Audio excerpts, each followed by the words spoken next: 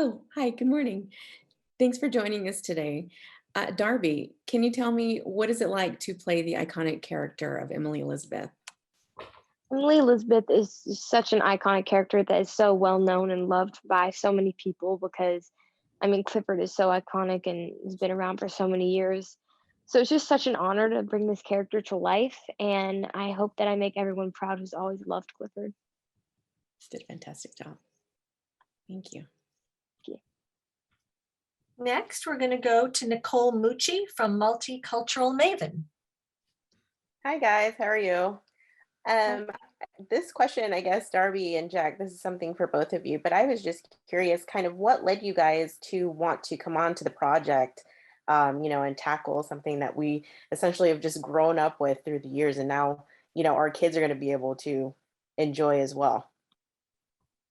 I think for me, when I read the script, it really felt like it had done justice to the books and this iconic character. The tone of it felt great. It was funny, but it also had a lot of heart, and it felt like the kind of movie that when I was a child I would have loved to have seen.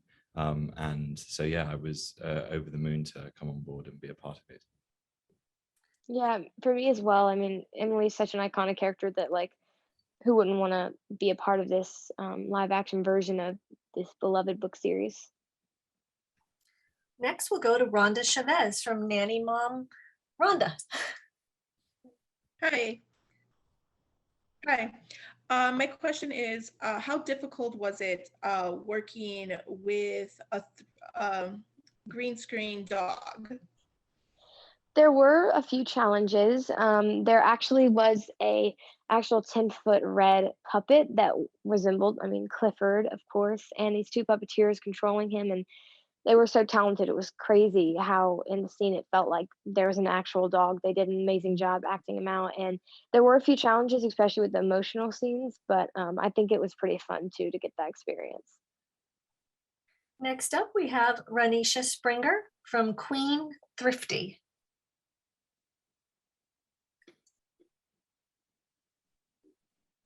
Ranisha, can you hear us? I know your camera's off. All right, you know what, Ranisha? You know what, we'll come right back to you next. Let's keep going with Melissa Pisa from the Mummyhood Chronicles. Hello, my question is, as the movie, I have a middle schooler too. What do you hope kids will learn from watching this movie? I know it's about inclusion and acceptance. What do you feel from that standpoint? I feel that it's very important for kids to understand how important it is to accept others for their differences and um, to love people with their differences, and just accept that, and even accepting themselves too as well. If they're going through bullying, it's hard to kind of find yourself, and so I think it's important to know your worth and know yourself. Yeah, I think it's also a very uncynical film, and will teach children that go and see it to not be judgmental, and that a little bit of kindness can go a long way. Next up, we have Robin Davis from Mom the Magnificent. Hi, thanks for taking the time to chat with us today. My family and I really enjoyed this movie, and I think other families will too. So my question is for the both of you. How are you similar to the characters you portray in this film, and how are you different? Me and Emily, I think, are similar in a lot of ways. I mean, we're obviously the same way, and we both love our dogs very much. I have two dogs. I mean, she has one dog, which is like a bunch of dogs in one. And we both have like a special relationship, and we love animals. And, she's just such a fun, creative spirit. And I feel like we can be different in ways that she's a little more mature than I can be at times, and she takes us, and she's very smart. I mean, I'm smart, but I think she enjoys school more than I enjoy school sometimes. I think Uncle Casey is a big kid, and I am definitely a bit of a man child myself. He's not very punctual in the movie. I would say that is definitely a fault that I also have in real life. And where we differ, despite being this, bit of a waste of space, Casey can drive, and unfortunately in real life I cannot drive. I don't have a driver's license, so I wouldn't be able to live in the back of the truck because I wouldn't be able to drive it. Okay, we're going to go back to Renisha from Queen Thrifty. Hello. How was it working on a classic film like Clifford? I grew up on Clifford, so it was an honor to see it, remake and be able to hit the big screen. But how was it when you found out you were going to be working on a classic movie? I mean, it was quite nerve-wracking, to be honest. I remember when it first got announced in the trades, I got so many messages from friends of mine that were living in the States, and they were texting me and they were saying, you do not understand as a Brit, Clifford is so important a part of my childhood. You better not mess this up. And that was about 10 or 20 people. So yeah, we definitely felt the weight of responsibility, making sure that we did justice to Clifford the Big Red Dog. Yes, definitely for sure. I mean, Emily is such a iconic character alongside Clifford. So basically, I mean, all my friends knew who Clifford was, and my grandmas especially loved Clifford. So they, I mean, were a little bit giddy about me playing Emily Elizabeth, and are still just so excited. Thank you both. Next up, we're going to go to Christy Reppy from Lights Camera Mom. Hi, thank you. The film is fantastic. There's so many comedic scenes as well as heartwarming scenes. For the both of you, what were your favorite scenes to film in the movie? One of my favorite scenes, I'm gonna have to say the scene where I get to drive Casey's moving van. I obviously can't drive in real life, and so I was like, oh my gosh, let's go. I get to be in a car chase. This is so cool. It's gonna be awesome. And then I get there, I don't actually get to drive, which is understandable. I mean, I was 12. I mean, I probably shouldn't be able to drive, but it looked like I actually was driving in the street. I mean, people would walk by and see me in the driver's seat and be like, is that a child in the driver's seat of a moving van? I'd be like, yeah, it is. I'm just cruising along down the New York street. So I have to say that was one of my favorite scenes. For me, my favorite scene, I think, was the chase scene when the bad guys are trying to get hold of Clifford for the first time. And all of a sudden it turns into a Jackie Chan film. And we've got this ridiculous fight scene in the deli, which was really fun to choreograph. And I've always fancied myself as, a frustrated action movie star. So that was a really fun scene to film. Next up, we're going to go to Heather with Pink Ninja Blogger. Hello, thank you for taking the time. My question is for Jack. The film is great. Obviously, I took a lot away from it. I have an 11-year-old, so it hit home. But I really enjoyed the evolution of the character of Uncle Casey. So Jack, what was your favorite part of playing that role and just the changes? Yeah, completely. For me, that was one of the major appeals, is that he does go on this journey over the course of the film. And, he lacks a little bit of self-belief. He's, possibly insecure, and that's why he puts up this defense of trying to be the funny guy all of the time. But, it's underpinned by this genuine insecurity and, lack of self-belief. And over the course of the movie, through his relationship with Emily Elizabeth, he's able to kind of, grow up a little bit and mature and find this kind of inner strength. And that was really nice that, he felt like a character that had been fully realized in 3 dimensions and went on this kind of interesting trajectory over the course of the movie. Thank you. Next, we're going to go to Shell with Not Quite Susie, Homemaker.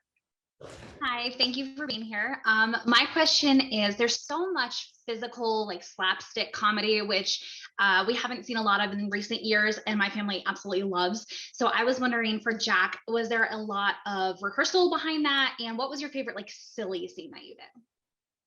Yeah, there's always a lot of rehearsals with those types of scenes. And when you're trying to kind of craft a physical comedy set piece, you do have to sort of plot it through quite carefully.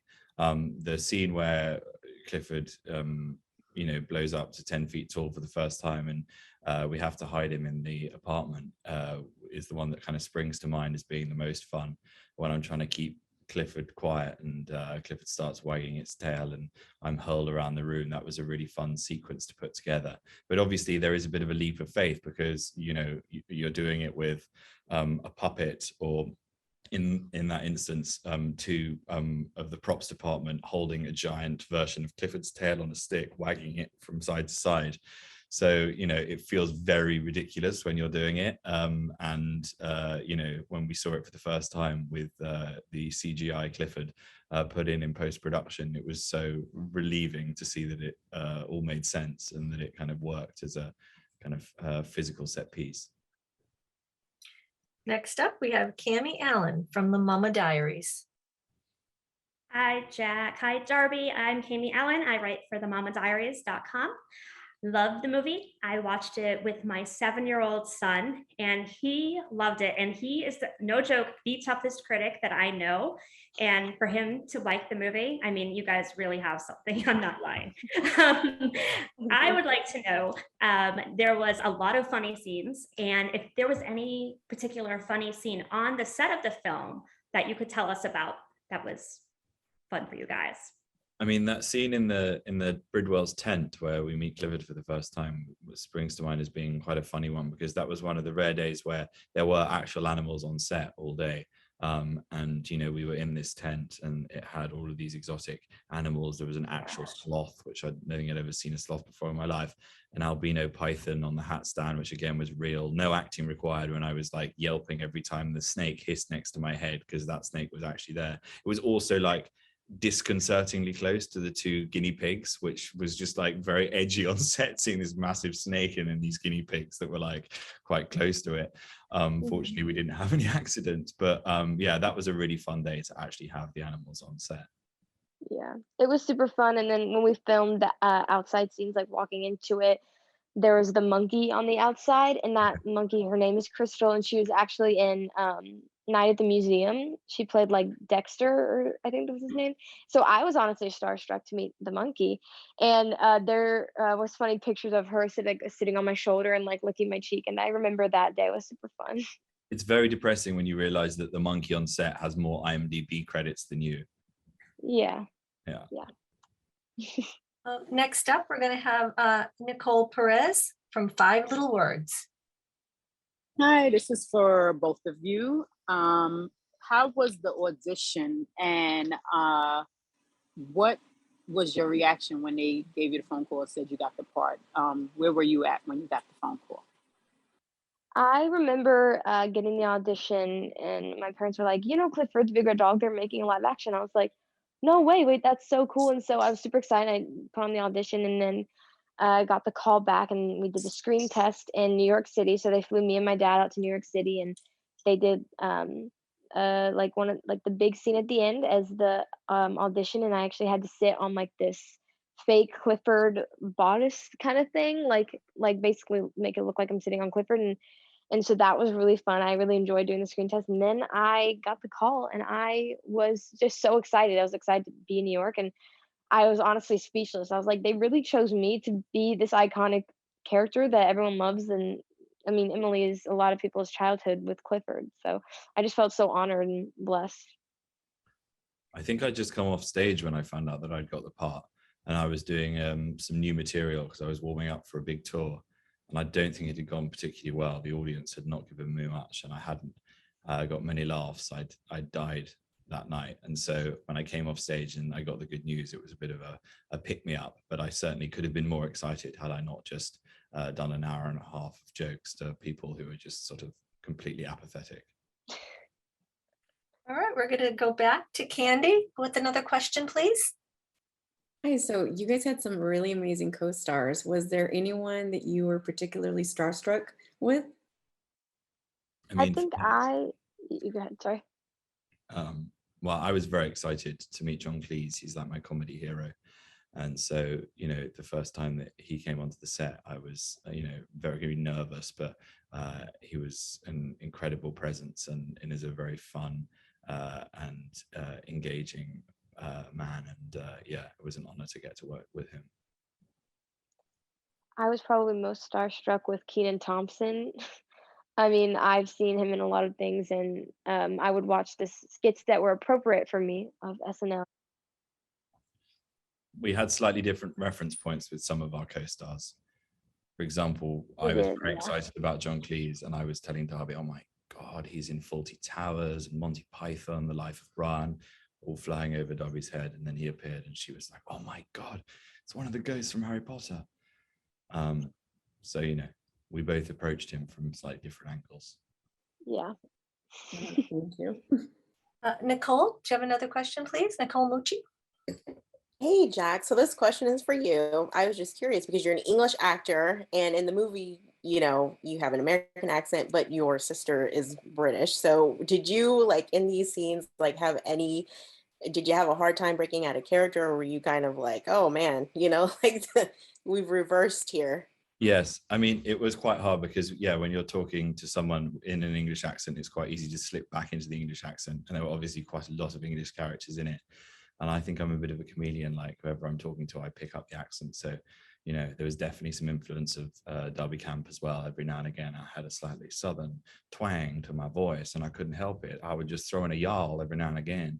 And the director would have to stop and be like, Jack, you've gone all North Carolina again. So I had to keep an eye on it. The scenes with Rosie Perez as well. I mean, imitating Rosie Perez's voice is another problem when I'm doing my American accent. I actually did a show with Rosie Perez in the UK, which I wrote. And so me and my writing partner had to write in Rosie's voice. And when we were doing it, and when we were sat in the writer's room, it was always my job to read out Rosie's lines. So I perfected doing the Rosie Perez voice, which then I showed to her on set and she was appalled by. All right, we have time for one more. Rhonda Chavez. Clifford being a rescue dog, have any of you rescued a I have rescued a pet, my dog Stanley. He's a rescue dog, and he was actually at a kill shelter. And so when we found out that he was there, we went and got him right away because it's just so heartbreaking. And he's a miniature poodle, funnily enough, but he also has Pekingese and Chihuahua. So he's a very funny mix, but he is so like dear to my heart, and we love him so much. And yeah, he was actually on set with us when we were filming.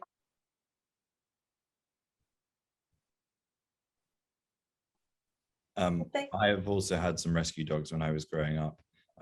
We had dogs that had been rescued from the Battersea Dogs Home, who are an amazing charity based out of London. And I think when the film launches in the UK, we're going to be doing some collaborations with the Battersea Dogs Home, which is great because they do amazing work over in the UK. So yes, big fan of rescue dogs.